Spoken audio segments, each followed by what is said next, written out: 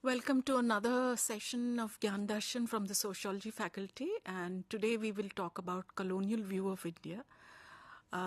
You have a unit on India as a colony in one of our courses, BSOG 171, which is a generic course which is offered at our BA General program level as well as a BA Honours level.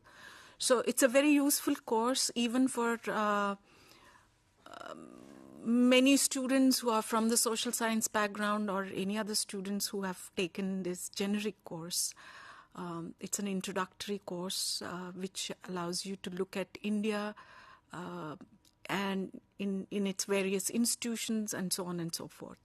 So let's come to the topic, colonial view of India. And let me go to the slide. I think somebody is going to put that slide on. But so when we say colonial view of India, we are obviously talking about that period of history where we were ruled by the British.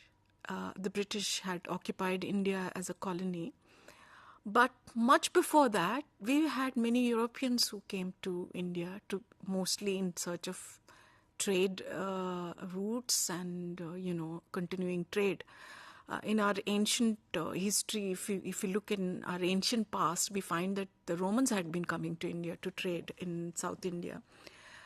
And of course, there have always been trade, and Islamic merchants, or rather Arab merchants, were traveling all over the place in search of trade routes and in conduiting various, goods and services and so on and so forth.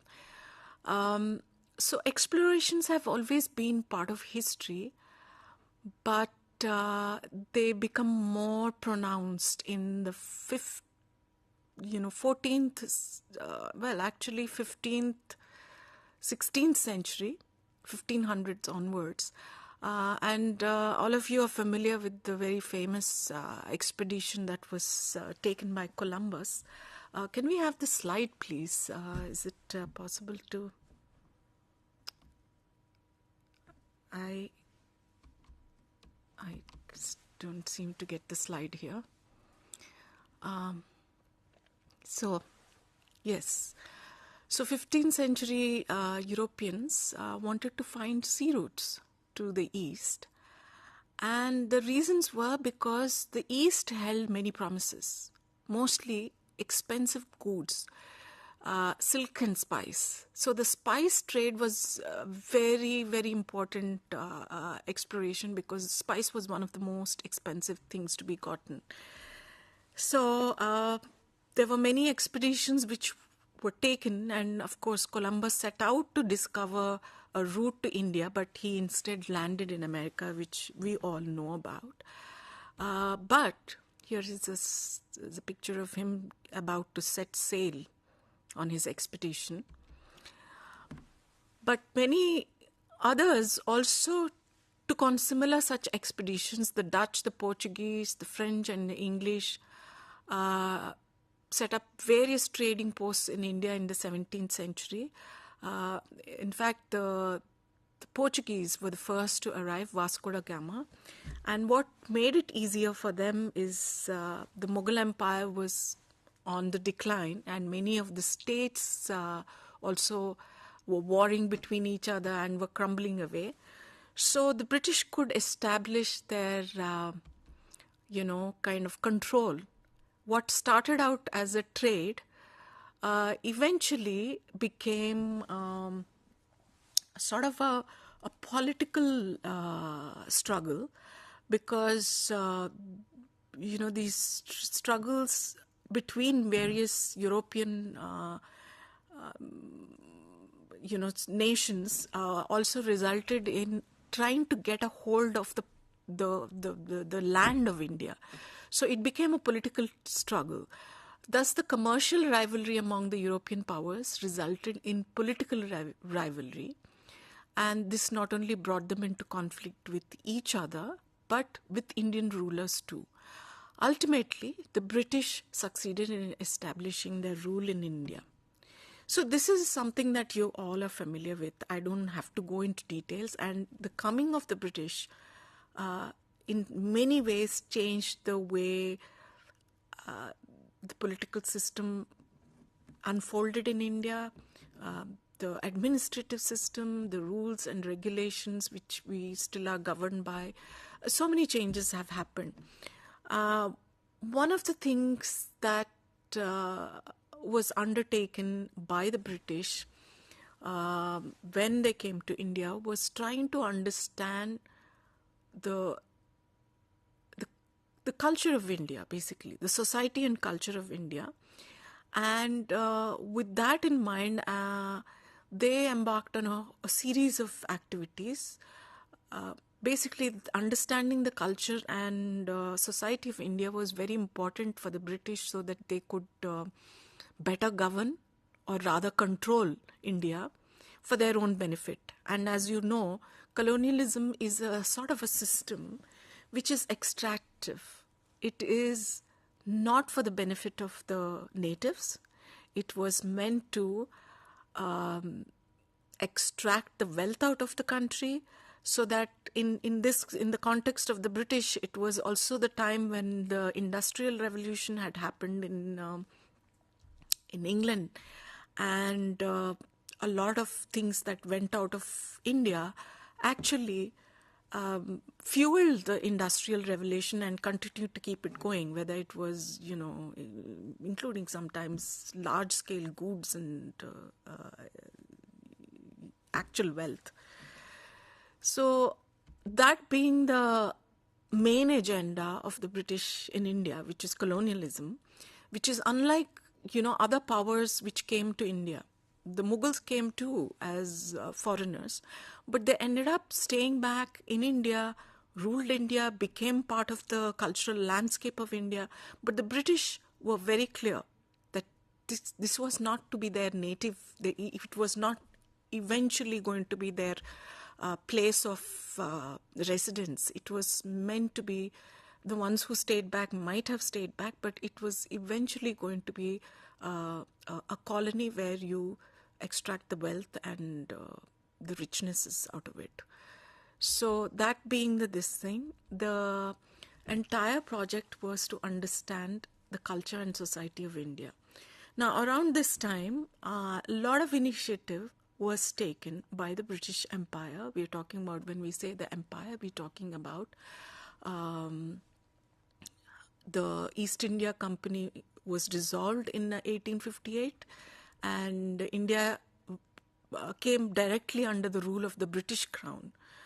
And by the mid-19th century, British had control over much of the subcontinent. British rule over India lasted around 200 years, including the rule by the East India Company that had come as traders. So it's a long period. So as I mentioned, the need for studying India arose out of this need to understand the huge, diverse and complex culture of India. And to this end, what the British did were encourage studying Indian traditions and customs and rules and regulations, their myths and religion and so on and so forth. And many of the administrators were strongly encouraged to take up studies. In fact, you will often come across many sociologists and anthropologists who were from administrative cadre. So the need to study Indian society arose out of this need to control and understand, right? So the college at Fort William in Calcutta was established with the specific goal of training young administrators in Sanskrit and other vernacular languages, and also in culture. In the post-Battle of Plassey, which is after 1757, we find growing knowledge of Persian, Sanskrit, and vernacular tests among the British administrators, and that enabled a comprehensive analysis of the society and culture of India. Just to let you know, this is a sort of an aspect which we have loosely termed, which is generally known in terms of its specific orientation and perspective, as Indology, the study of Indian culture and its languages and its traditions and so on, and its cultural heritage. So Indologists are those who are studying India in terms of its culture and heritage. Another thing which was a hallmark of these Indological studies was that many of these people were studying Sanskritic texts, whether it was Puranas or various works on samskaras, or whether it was on Vedas or Upanishads. So they were basically looking at large-scale Sanskritic texts, which were many. So these became a big source of how they understood Indian society. So the Puranic traditions, the various texts which were talking about customs and religious orders, religious sanctions, or the concept of dharma, or so on and so forth, or all were meticulously studied, sometimes translated. This was also the time when a lot of vernacular languages were also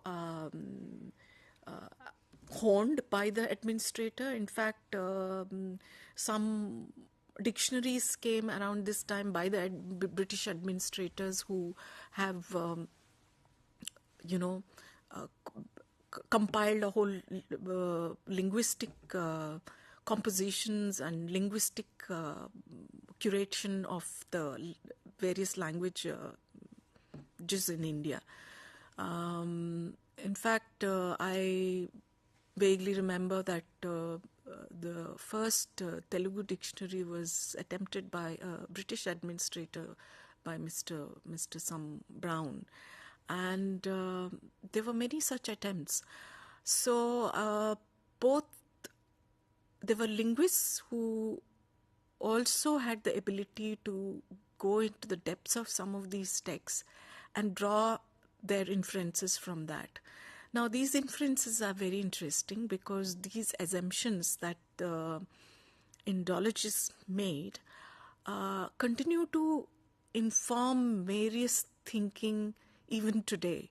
So let's see what is that they assumed, or what is that they thought of.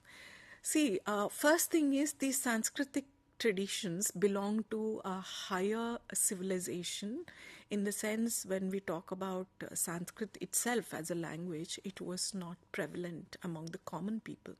It was used on special occasions for liturgy or for ritual purposes, as you all know, that when we do Havan or something and the Pandit is chanting, he will often chant in Sanskrit, or Sanskrit is used in some higher order of cultural practices, maybe in performances and so on and so forth. So it is kind of is seen always as a higher civilizational aspect. So that is one aspect that Indologists concentrated on, and because it was textual. And when you come to the folk elements, that not much of it is always put in a textual form. So there is a big divide in the Indian context between, if you recall, we have used these terms, you might have read it in your other courses, great and little traditions. We use the word great traditions to kind of talk about those which are somewhat pan-Indian and which are at a more civilizational and elite level, whereas the folk elements are varied.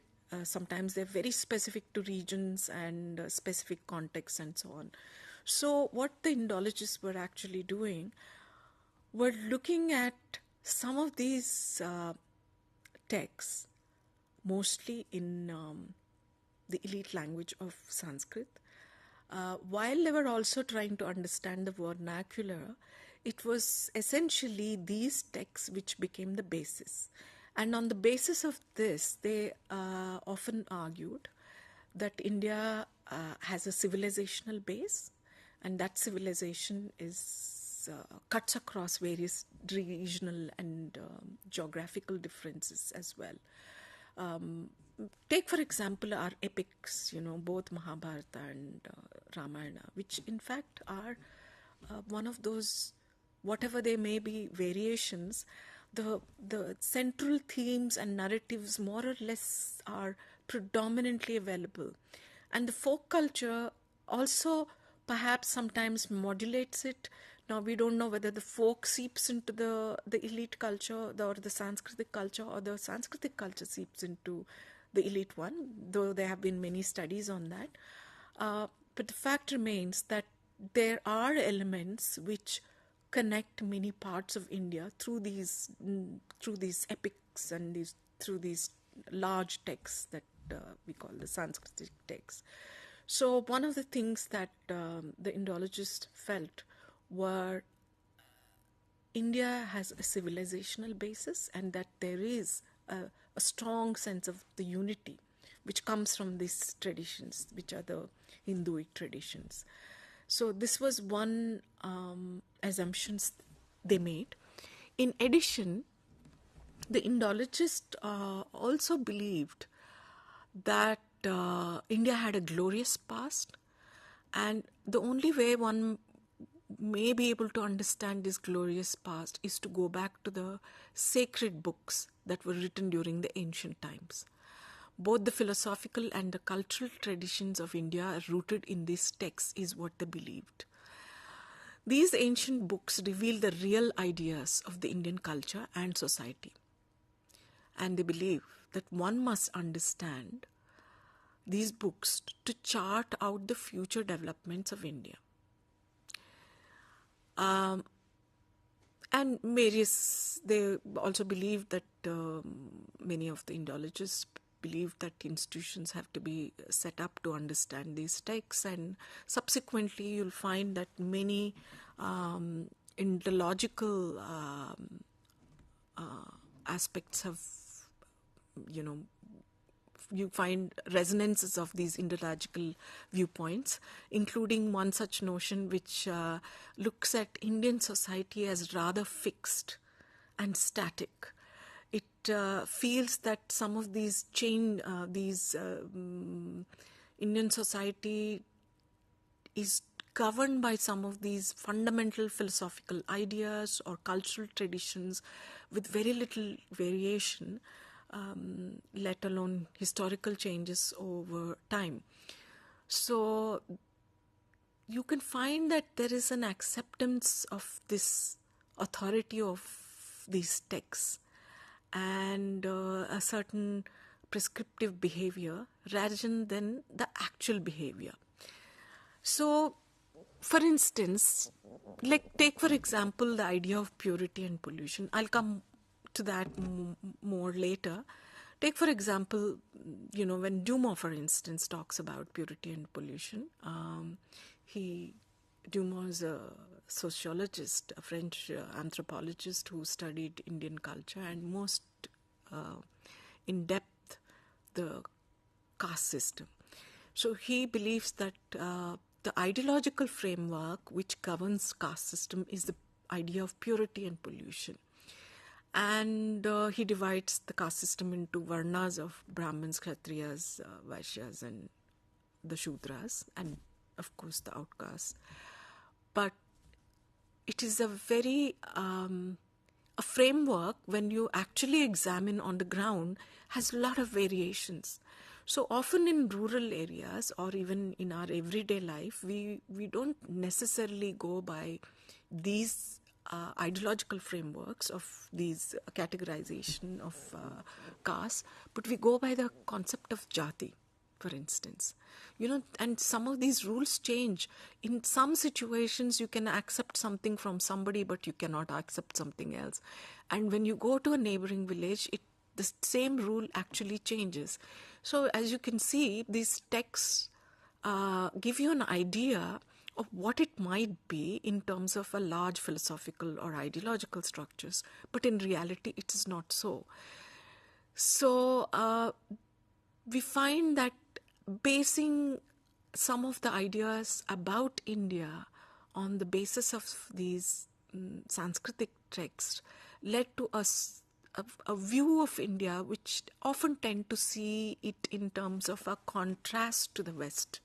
And the contrast was that India is largely a spiritual country because of all our philosophical and spiritual texts, which there are plenty of, and that there is a higher order of civilization which was, coming up with very abstract, high-level philosophy, which is also true, but that's not the only truth. So you find that this particular notion or a viewpoint or the assumptions that the Indologists made, and what we are basically in this particular talk today, I am concentrating on Indology, but Indologists are not the only ones who were imagining what India is or who had a certain viewpoint of India. We have a whole range of colonial viewpoints, all of which we will cover in our next second order session, or the second part of this session, whenever that happens. But today we will talk mainly of the Indologists. So we find that these Indological ideas influenced many people, and subsequently you find that this Indological view, or what sometimes also known as the Orientalistic view of India, you'll find in the works of Max Muller, William Jones, Henry Maine, and later Henry Thomas Colebrook. These are some of the names. You might want to look them up if you're interested in shaping the subsequent writing in India. And there are many Indian authors who were also influenced by the Indological writing, dealing with Indian philosophy, art, culture, and are reflected in the works of many Indian scholars such as A.K. Kumaraswamy, then there is Radha Kamal Mukherjee, D.P. Mukherjee, G.S. Gurye, there's Louis Dumont, and others.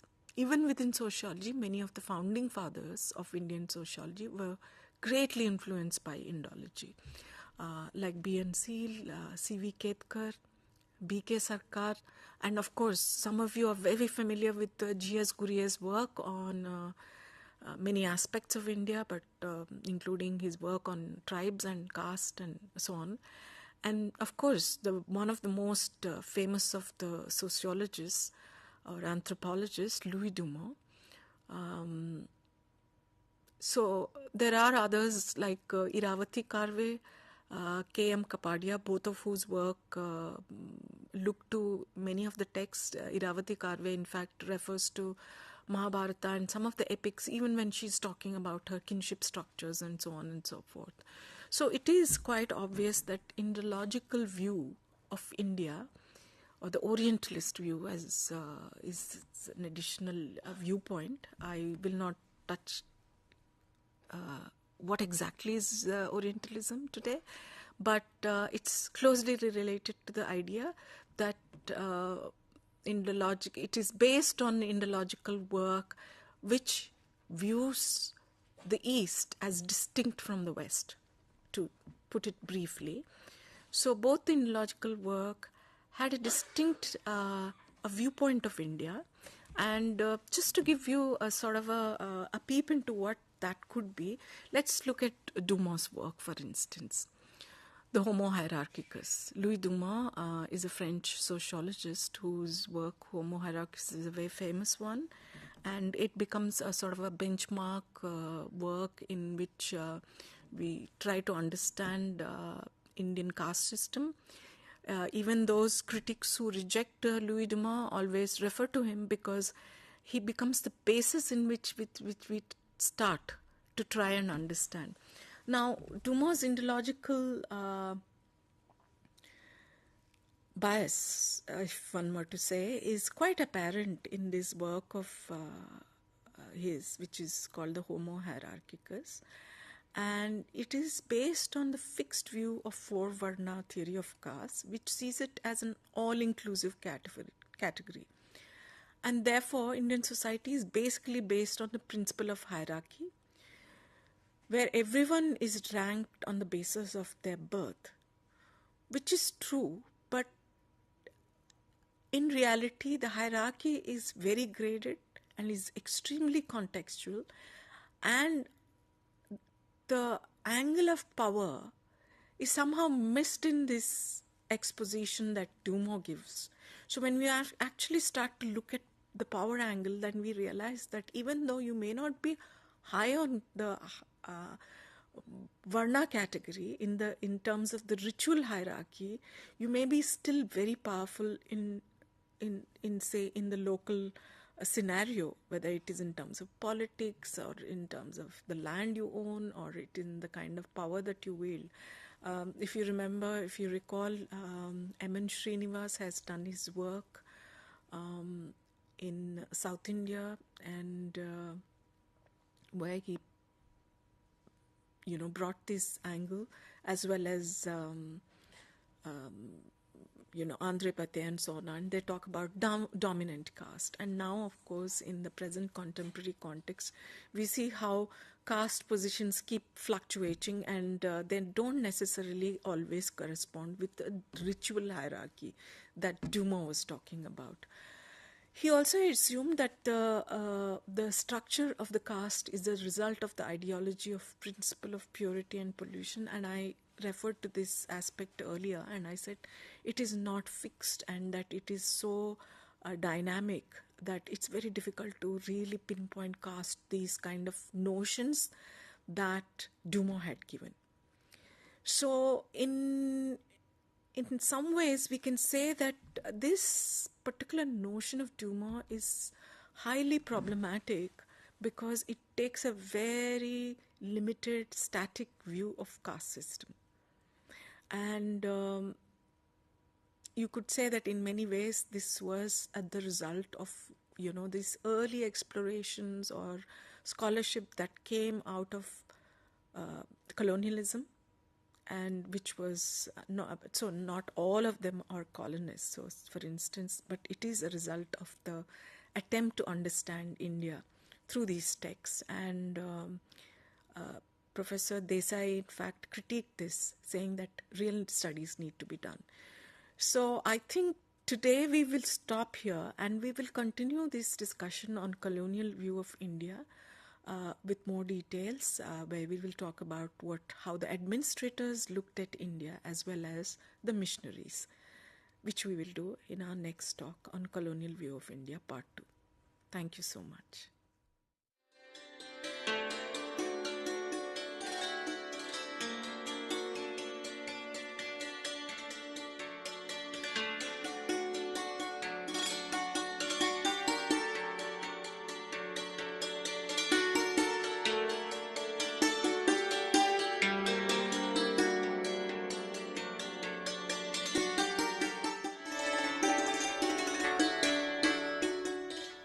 Dear learners, welcome to IGNOU. You're